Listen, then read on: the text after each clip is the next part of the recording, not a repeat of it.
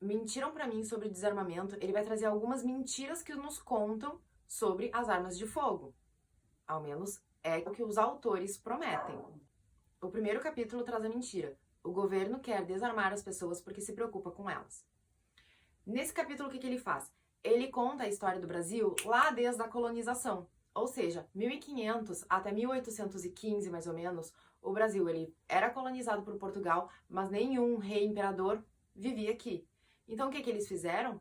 Eles proibiram a fabricação de armas de fogo. Quem fabricasse teria a pena de morte. Qual era o intuito disso? O povo que aqui nascia, ou que aqui vivia, não ter poder militar para atacar Portugal ou se defender e, consequentemente, pedir a independência. Em 1815, Dom Pedro I vem para o Brasil. E o que ele faz? Ele começa a criar milícias. Ele coloca os coronéis como os generais e cidadãos armados para proteger o país. Então, se viessem ataques com armas de fogo, a população e o governo poderia se defender. O intuito deles agora era defender o governo aqui, já que eles não tinham mais o poderio em Portugal. Não sei bem a data, Dom Pedro I volta para Portugal e deixa Dom Pedro II como regente. Ele tinha 5 anos na época, então o regente Feijó ocupou seu lugar. A primeira coisa que ele fez foi criar uma guarda nacional e destituir essas milícias. Por quê? O cidadão estava armado. O cidadão poderia criar rebeliões contra o Estado.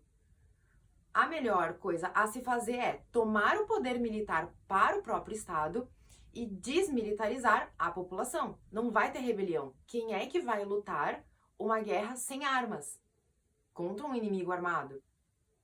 Criou-se esse processo de desarmamento. Então existiam os coronéis e existiam o cangaço. O cangaço era muito mais fácil de criar um projeto para desarmar, simplesmente porque eles eram bandidos que invadiam, roubavam, saqueavam, estupravam e matavam pessoas no Nordeste. Então era muito simples chegar para a população e dizer: eles fazem um monte de coisas erradas, nós precisamos caçar e desarmar estas pessoas. Não é verdade? O problema é que eles também queriam fazer isso com os coronéis. Tirar o poder militar desses coronéis. Então eles fizeram umas campanhas de desarmamento e começaram a tirar armas desses locais. E a população ficou totalmente dependente da Guarda Nacional para proteção. Só que lá no Nordeste, com o cangaço, eles invadiam cidades, saqueavam e matavam, e a polícia não conseguia proteger a todos. Há uma história da cidade de Mossoró, em que eles ficaram sabendo que o cangaceiro Lampião, que é o mais conhecido, ia invadir a cidade. Ele então escondeu, o prefeito da cidade no caso, escondeu as mulheres, crianças e idosos e armou 300 homens voluntários para lutar contra esse ataque de Lampião. Quando o Lampião chegou e ele não estava esperando que a população estivesse armada, a população conseguiu lutar contra e eles fugiram. A cidade não foi mais atacada, porque eles sabiam que ali haveria resistência. Ou seja, a população armada que não tinha proteção do Estado ou da polícia conseguiu se defender do ataque dos bandidos. Entende? Então, lá no início, e não estou dizendo que agora isso aconteça, mas lá no início, a história do governo é: eu vou tirar o poderio militar do cidadão para ele não poder se rebelar contra nós. Eu tenho o poder total, então eu mando em tudo.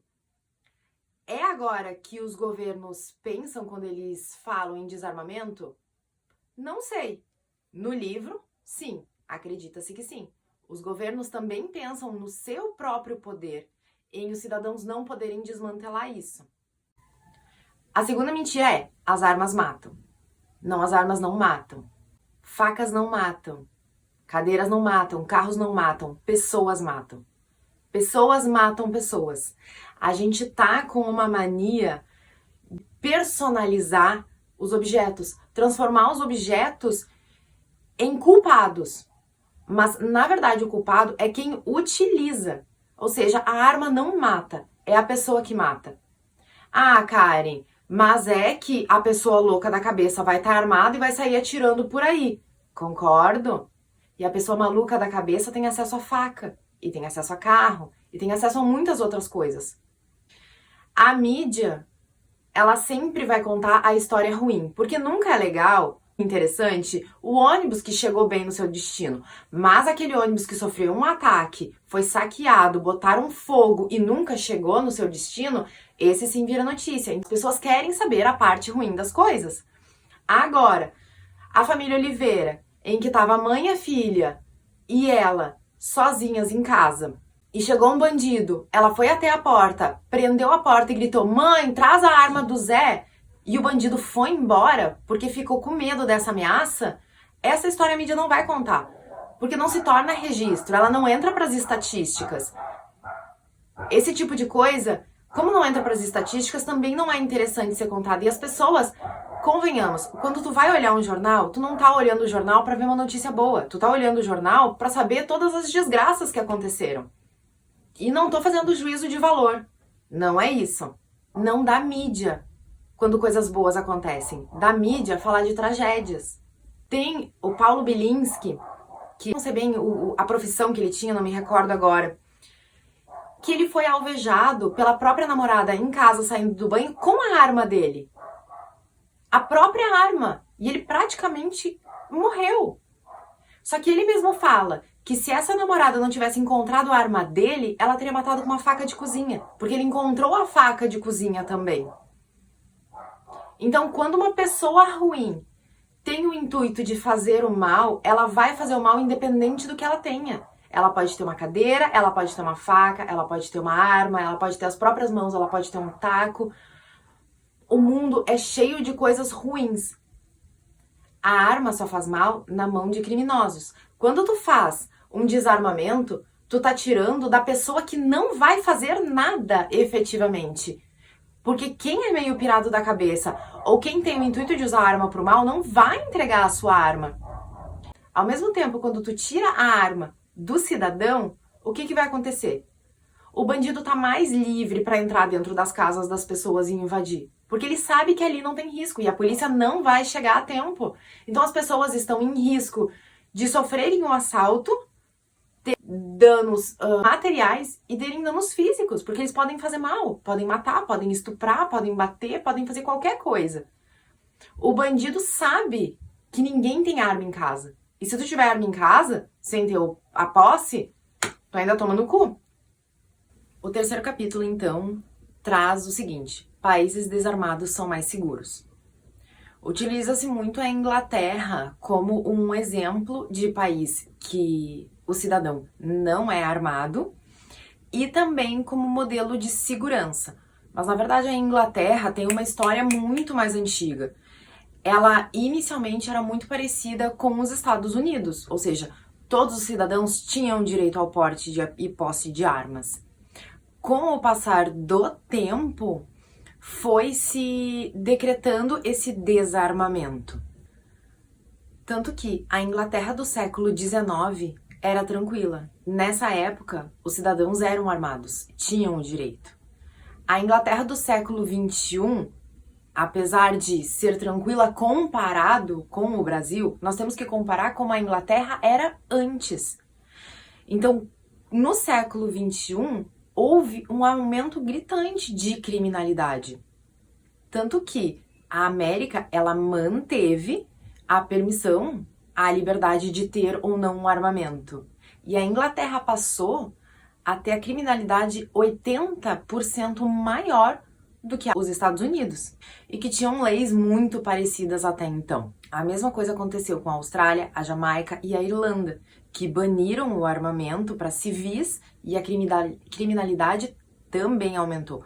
O Brasil é um outro exemplo. Os países que mantiveram a permissão do cidadão ter armamento, como os Estados Unidos, a Suíça e a República Tcheca, que era a antiga Tchecoslováquia, para ter uma noção, a República Tcheca tem uma média de 0,07 armas por habitante. Já a Suíça tem 0,35 armas por habitante.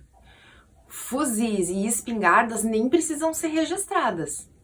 Armas pequenas, que são ocultas, ou seja, pro porte, para poder circular, aí sim, somente a polícia tem permissão de uso. Mas as pessoas podem ter outras armas em casa na Suíça. Então, se for considerar um país armado, altamente armado, como a Suíça, a criminalidade é uma das menores que tem. Ou seja, ter arma não aumenta a criminalidade. O simples fato de ter uma arma não torna o país perigoso. A Suíça é um exemplo. Os Estados Unidos é outro exemplo, tanto que chega a uma arma por habitante. É um dos países mais bem armados, e tudo bem, ele não é modelo de um país com baixa criminalidade. Mas se for fazer um comparativo com outros países, os Estados Unidos, pela quantidade de armas que tem, é um exemplo maravilhoso de que estar armado não resulta em criminalidade ou aumento da criminalidade. Tanto que a ONU fez uma pesquisa, e a ONU, diga-se de passagem, é a favor do desarmamento. Ela fez uma pesquisa de que as armas registradas, elas estão, em sua maioria, com os próprios donos. Ou seja, os crimes eles não são cometidos por armas de cidadãos que foram roubados ou pelos cidadãos que cometeram os crimes, e sim armas ilegais ou armas que não têm registro. O capítulo 4, então, traz a quarta mentira. As armas dos criminosos vêm das mãos dos cidadãos de bem. Basicamente, de 1951 até 2003, foram registrados de que 25% das armas apreendidas de crimes tinham registro. Ou seja, elas eram oriundas de pessoas que haviam sido roubadas. Elas registraram as suas armas, tinham tudo bonitinho e foram roubadas. 3/4 vem ilegalmente, não tem registro. Então, o simples fato de desarmar a população não vai reduzir a criminalidade, porque 3/4 dessas armas vêm de fora. O bandido ele não tá conseguindo com um cidadão de bem roubando das suas casas. Ele tá conseguindo de forma ilegal. E sim, essas armas de forma ilegal, elas custam mais caro. Só que é o trabalho deles. Para eles, o investimento vale a pena. A Lei 10.826 e depois com o Decreto 5.123, as mais restritivas do mundo. O Brasil tem uma das leis mais fechadas com relação a armas de fogo. Tanto que a polícia precisa pedir autorização do exército para ter armas maiores, como a gente já viu lá no capítulo 1. Com essa lei, o que aconteceu? Reduziu-se as armas registradas. Quem obedece à lei? O cidadão que não vai fazer nada. O criminoso não vai obedecer à lei. Então, é um tempo perdido criando leis que os criminosos não vão cumprir. Com isso, fechou-se a porta de 2,4 mil estabelecimentos que vendiam armas. Hoje, deve ter em torno de 200. Ficou caro conseguir fazer todo o processo para ter a permissão de ter uma arma somente em casa, não tô falando de poder circular por aí, mas ter em casa uma arma, por conta da economia, que é a lei do livre mercado, as coisas ficam caras. E o pobre realmente não consegue, mas não é por culpa dos ricos que podem... O governo proibindo, as lojas fecham, as lojas fechando, tem muito menos procura, para conseguir alguma coisa precisa ser muito caro. Então se torna um artigo de luxo. E de novo, eu reforço, quem obedece às leis é o cidadão de bem. Então, uma lei não serve de nada, porque o criminoso não vai obedecer ela. O criminoso vai conseguir de forma ilegal, e ele quer de forma ilegal, porque ele não quer ter o registro. O criminoso, ele faz um monte de coisa errada, mas ele não é burro. Pode ser impulsivo, pode ser um monte de coisa, mas burro ele não é.